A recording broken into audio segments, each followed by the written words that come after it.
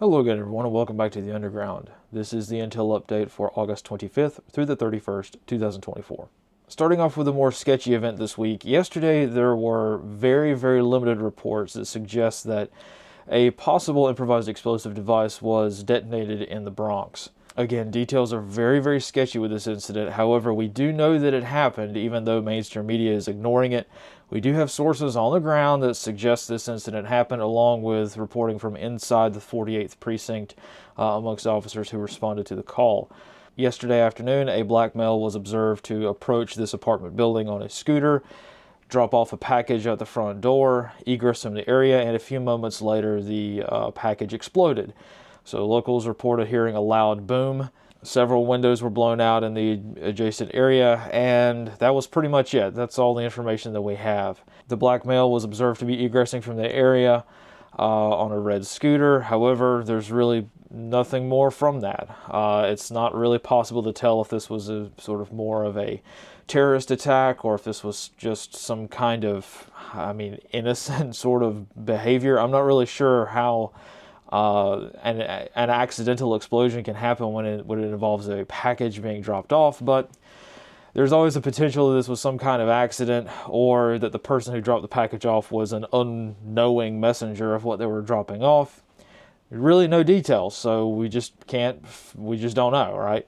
However, assuming the most dangerous course of action for a moment, it could be a gang initiation, it could be a low-level street crime that is increased to include the use of improvised explosive devices. I don't know. It's really hard to say. We know that throughout the country, and as we'll talk about in a moment, criminal enterprises throughout this country are using increasingly more deadly means to target things. We've got military bases being shot up by local gangs or foreign terrorist organizations alike. So it would not be out of the realm of what is now unfortunately the norm for these sorts of more advanced tactics to be used. Now, just to temper expectations a little bit, I'm not saying that the use of IEDs is going to become normal here in the United States, at least not yet. However, we might start seeing a lot more of these isolated incidents that are going to become a little bit less isolated. So, again, I don't want to stoke fear by making people think that they're going to step on a landmine or something here in the United States, or there's going to be an IED underneath a Snickers wrapper on the ground.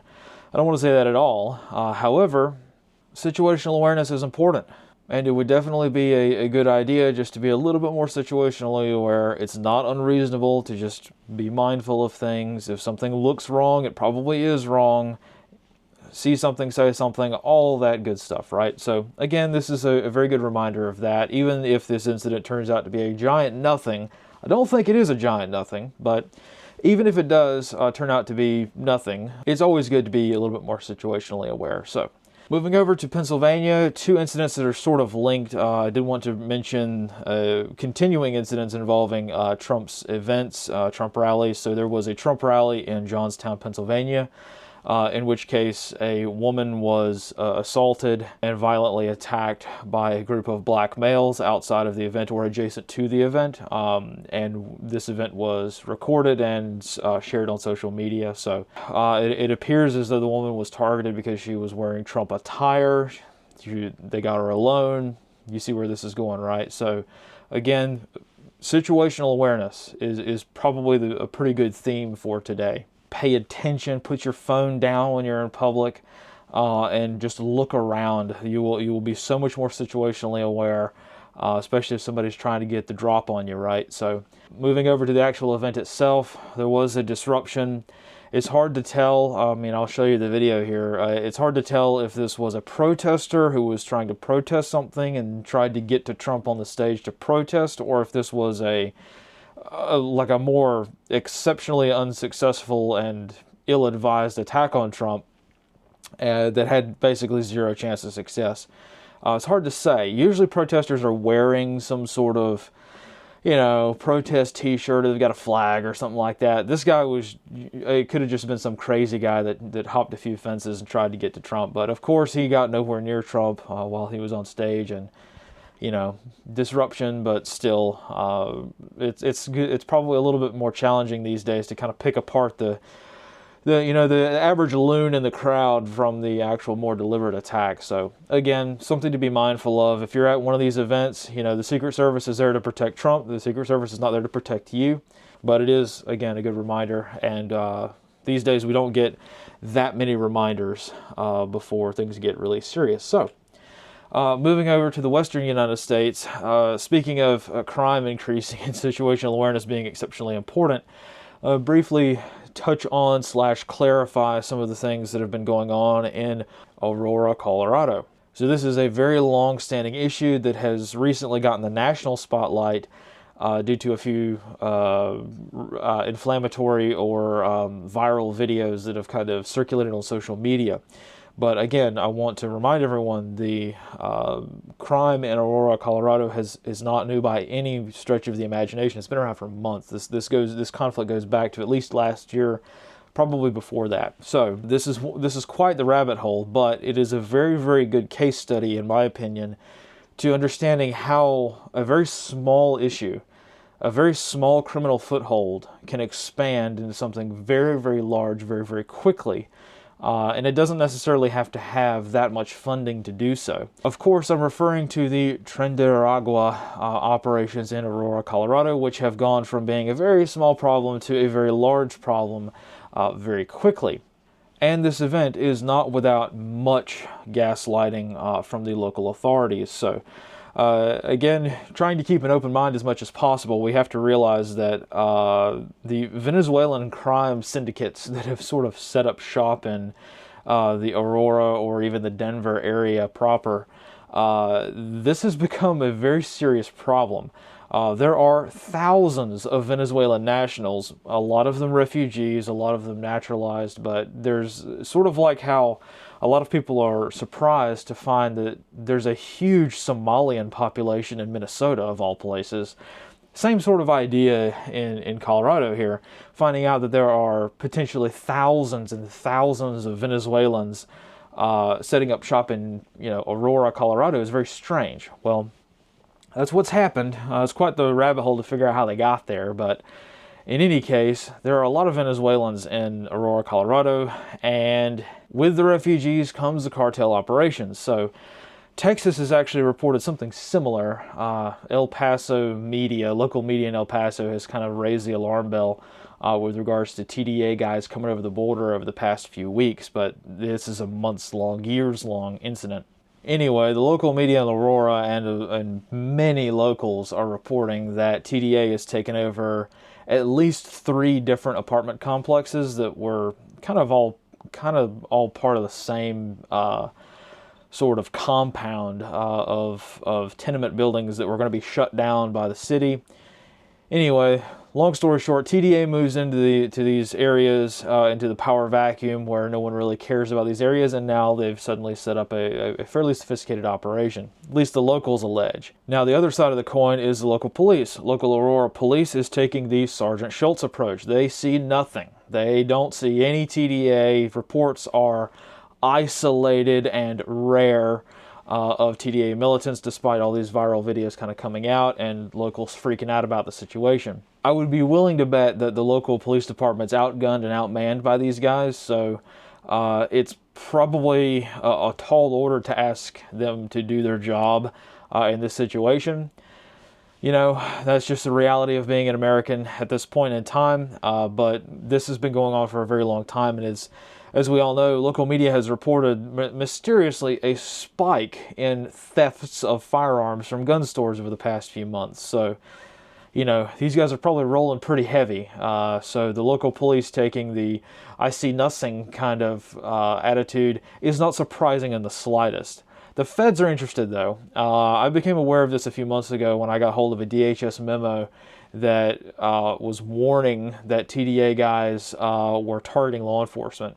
A few guys in the public service sphere, like fire, ambulance, medical, things like that, also got the memo.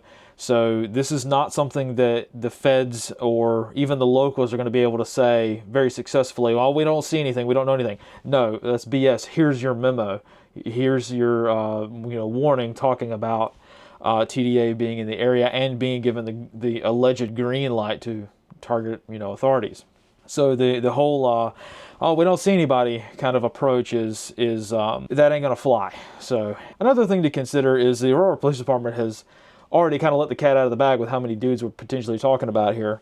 Now, I don't know if all these people are TDA guys, but they're definitely Venezuelan nationals, because as we remember a couple of months ago, Venezuela was going through some electoral issues, so to speak, and the Venezuelan population in Aurora and in the sort of Denver area came out and protested. So here's a tweet from the Aurora Police Department showing that 3,000 to 4,000 people gathered in a crowd to express their feelings towards the Venezuelan election. So that kind of lets the cat out of the bag with how many people we're potentially dealing with here. Again, not all of them are TDA, of course, but this is a pretty big deal. So again, I don't want to get wrapped around the axle and focus on this one gang, this one city, this one town.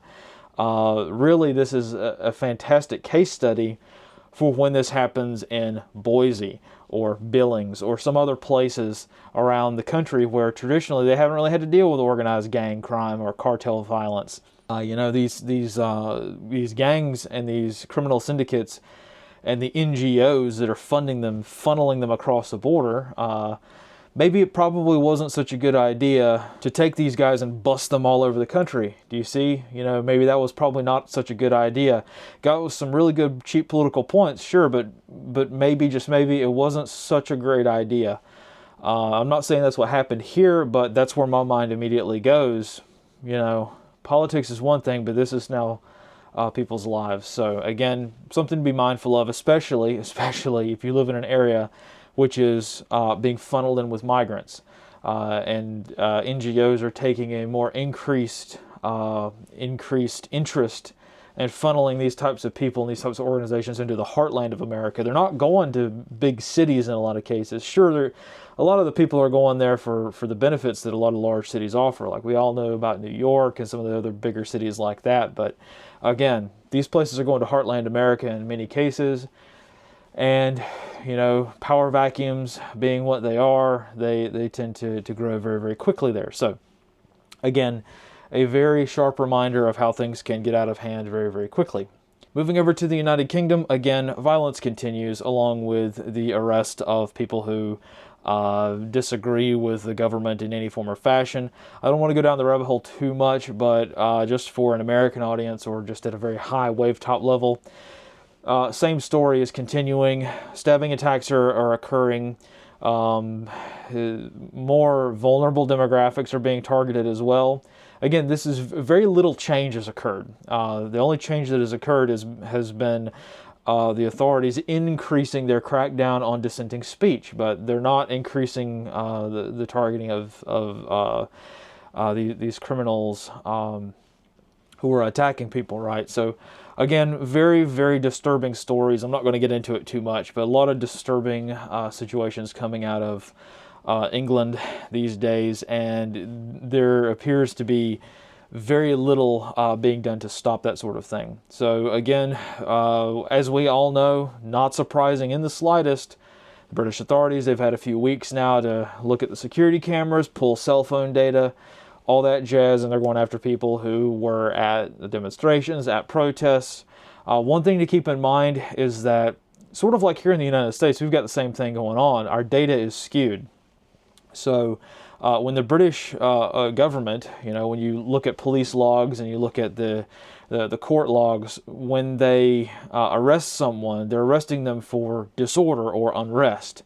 And that, for them, a lot of times is classified as you could tweet something or you could throw a brick through a window, and that's the same offense to them. So, again, the British authorities are not segregating these crimes into speech crimes and in straight up, this dude threw a Molotov at a police car crime versus this guy posted something offensive on Twitter crime. They're not differentiating that most of the time because they don't want people to know that they're not really arresting people for throwing things. They're not really arresting people for that. They're mostly going after speech crimes. So, they don't want people to know that they're not really prosecuting anyone who's where the arrest would be a little bit more justifiable. So whenever you see that going on, that's kind of the root assumption that's made. So Again, not a super great time for the United Kingdom. Moving over to the Middle East, things are not going that well either. This is mostly due to the Israeli targeting in Lebanon over the past week or so. Again, it's really just an exercise in semantics to figure out who started it. Israel targeted a bunch of missile sites, or alleged missile sites, or rocket sites in Lebanon, launching their largest series of attacks in many, many years in Lebanon. In response, Hezbollah says, we'd like to raise your missile strike, and they launched a few hundred missiles at Israel. So it's one of those things where, depending on what side of the issue you personally support, you could look at it any number of ways. But more broadly, in terms of probably what actually matters a little bit more, is that peace talks are just probably not very likely for the foreseeable future. There has been a lot of diplomatic, mutterings back and forth, but really nothing substantial. The Iranians have done a lot of talking, but not a whole lot of acting that we've kind of been expecting from them.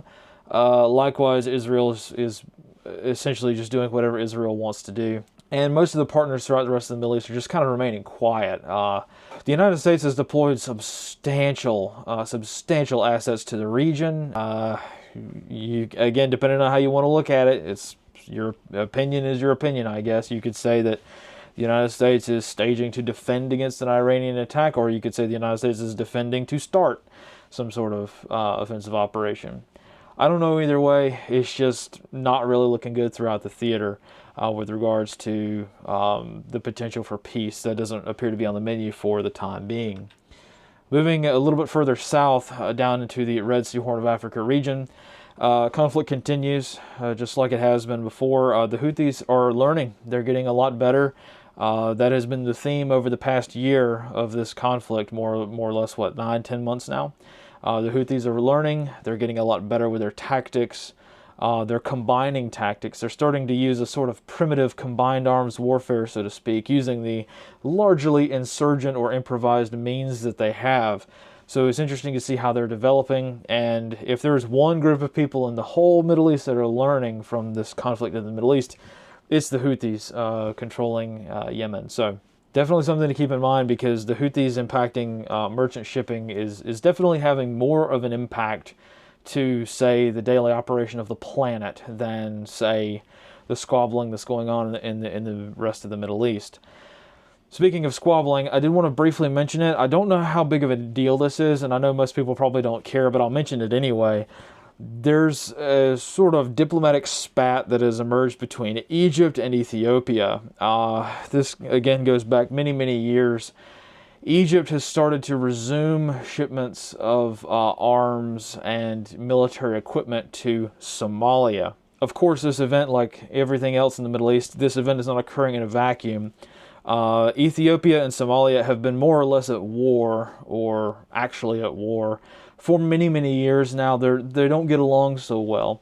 Ethiopia made a deal with the breakaway autonomous region of Somaliland, which you can see here kind of on the map, is delineated by this sort of dotted line. It's one of those diplomatically ambiguous places where the northwestern quadrant of Somalia has declared itself to be its own autonomous nation, and Ethiopia has been dealing with Somaliland. Well, Somalia proper has been dealing with Egypt, so it's kind of a proxy war, but not really just yet.